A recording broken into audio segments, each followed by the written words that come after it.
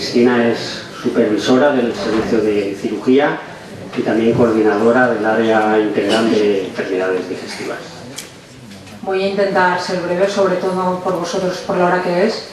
Y las diapositivas que vais a ver no las voy a ampliar mucho porque en mesas anteriores se han comentado y sobre todo de dónde he llegado yo, ¿vale? Y lo han hecho efectivamente y creo que más perfectamente que yo, con lo cual voy a intentar ser breve.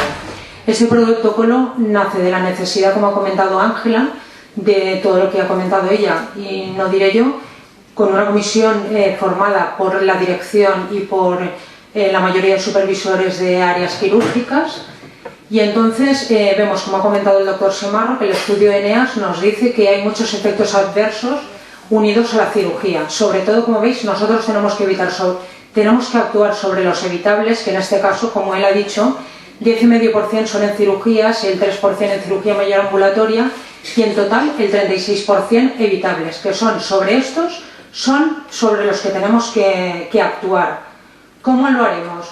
Con unas medidas que son unos protocolos de actuación, que es lo que estamos haciendo en estos momentos, un protocolo prequirúrgico en el cual tenemos que implicar a todos los profesionales. Siempre hay que comentar que si no nos implicamos nosotros, que somos los primeros que tenemos que actuar, huelga deciros que por muchos protocolos que hayan, si nadie los pone en marcha y nadie cree en ellos, no vamos a hacer nada, vamos a perder el tiempo. Sobre todo el objetivo de estos protocolos es, como siempre, disminuir los efectos adversos y sobre todo actuar sobre la seguridad quirúrgica, siempre pensando, como en todos los aspectos, la seguridad clínica del paciente. Os he puesto estas diapositivas para que veáis, esto no es el quirófano de aquí hace años, pero imaginaros cómo podía ser.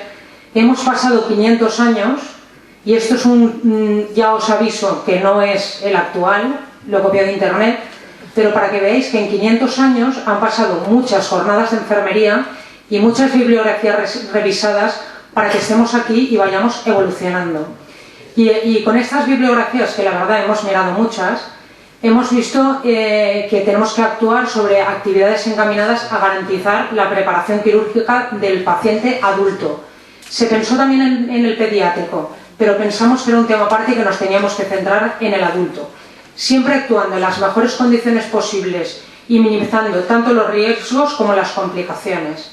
Se contemplan 3 límites de entrada para este protocolo prequirúrgico. El primero son pacientes programados desde que aceptan la intervención hasta que son incluidos en lista de espera. Tengo que deciros que estos pacientes programados, cuando van a entrar al quirófano, casi la totalidad pasan por el servicio de EVA, que luego os lo explicará ella, y ingresan por cuidaenlace. Otro tipo de entrada, el segundo entrada, serían pacientes urgentes u hospitalizados desde que firman el consentimiento para decir sí me opero. Y en caso de emergencias, o bien será un representante legal o si no tiene en este caso, pues la comunicación del anestesista o la enfermera del bloque quirúrgico, quien avisará que ese paciente va a ser intervenido. ¿Cuáles son los límites marginales? O sea, ¿cuál es el límite de que aquí se acaba el proceso prequirúrgico? Cuando el paciente diga pues que no se opera o que tenga el detalle de morirse antes de la intervención. Tenemos que tener claro que el preoperatorio tiene que ser completo y eficiente. ¿Cómo? Revisando los partes quirúrgicos.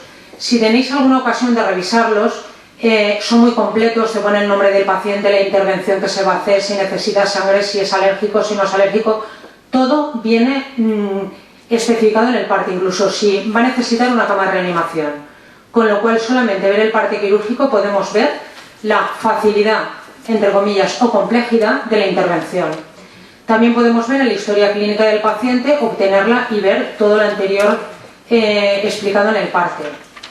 Se revisarán las órdenes médicas, que son muy importantes, antes de la intervención.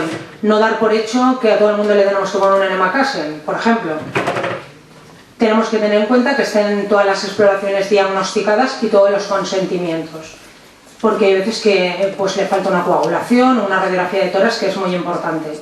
Y sobre todo, informar al paciente, sobre todo en consultas, o al cuidador principal, cuál va a ser la fecha próxima de la intervención, dónde podrán esperar, cuál es el lugar de ingreso y todo, porque nos ponemos tan nerviosos que es, ¿dónde voy a ingresar al hospital? Sí, pero ¿por qué puerta entro? Que para nosotros es fácil, pero para ellos no. Entonces, sobre todo, la enseñanza que haremos prequirúrgica siempre es como todo, fomentando los autocuidados del paciente. Tenemos que describir unas rutinas como son las dietas, la preparación de la piel, intestinal, pero no darlo todo por hecho, decir esto hay que hacerlo siempre, no, según qué casos. Reforzar la información de otros miembros del equipo, los médicos, las auxiliares tienen mucho que decir. Y dar tiempo a que ellos manifiesten sus dudas. Sobre todo estamos viendo en pacientes que a lo mejor se intervienen unas intervenciones fáciles que pueden durar 24 horas de ingreso, que el paciente al día siguiente cuando le dan el alta y te dice pues casi que no me viene bien irme, porque claro, una intervención de estas usted me echa a la calle, o sea, explicarle todo eso, qué tipo de intervenciones, que se puede ir a las 24 horas y todo eso el paciente y su familia lo debe de saber. Otra cosa es que no lo quiera oír. En cuanto a la higiene del paciente, si son pacientes independientes, la ducha o el baño se hará el mismo día o la noche anterior. Se hará con una solución jabonosa de clorexidina o povidona iodada al 10%, incidiendo en cabeza, axilas e ingles, y retirando sobre todo el esmalte de uñas e higiene bucal, porque el esmalte de uñas incide mucho en pues, que veamos si está oxigenada o no la paciente. Y la higiene bucal, como veréis luego, os lo anticipo, una buena higiene bucal con antiséptico como puede ser clorexidina disminuye el riesgo de enfermedades nosocomiales producidas por la intubación, que no es poco. En pacientes encamados la higiene se hará el mismo día de la intervención y en pacientes urgentes que se deben operar ya en el momento que ingresan, en el antequirófano. En todos no usar ni cremas ni productos de peluquería, más que nada porque inciden en el bisturí eléctrico. Eliminación del vello. Aquí antes he discutido con Eva la palabra rasurado. Se evitará sistemáticamente, solo si interfiere en la herida quirúrgica. Veis que la evidencia es muy elevada. Hay bibliografías que no hablan de rasurado del vello, sino de esquilar, o sea, cortar el vello lo máximo posible a nivel cutáneo. Si es necesario, como máximo se hará 4 horas antes de la intervención y siempre solo la zona de incisión. No se hará nunca en quirófano, sino el antequirófano, pero tampoco se ha demostrado que aumente la tasa de incidencia de la infección si se hace en un sitio o en otro. El rasurado, como veréis, aunque he puesto la palabra Eva de rasurado, que tú no querías, se hace con maquinilla eléctrica. Se debería hacer con maquinilla eléctrica. ¿Por qué? Porque la rasuradora que nosotros tenemos, que se hace en seco, aumenta las microerosiones de la piel y aumenta las infecciones que se pueden producir a priori. Todos hemos visto, por ejemplo, yo cuando estaba en vascular, un paciente que se iba a intervenir de varices, que era barbero, me dijo que se rasuraría él. La sorpresa fue que no sabíamos si le íbamos a hacer una amputación, operarlo del aneurisma, por conforme se dejó la piel. Entonces veréis que son maquinillas individuales que se cambian lo que es el cabezal. Tendríamos también muy claro cuál es la zona de rasurado. Como veréis aquí me faltaban más zonas de rasurado, pero no las pude incluir.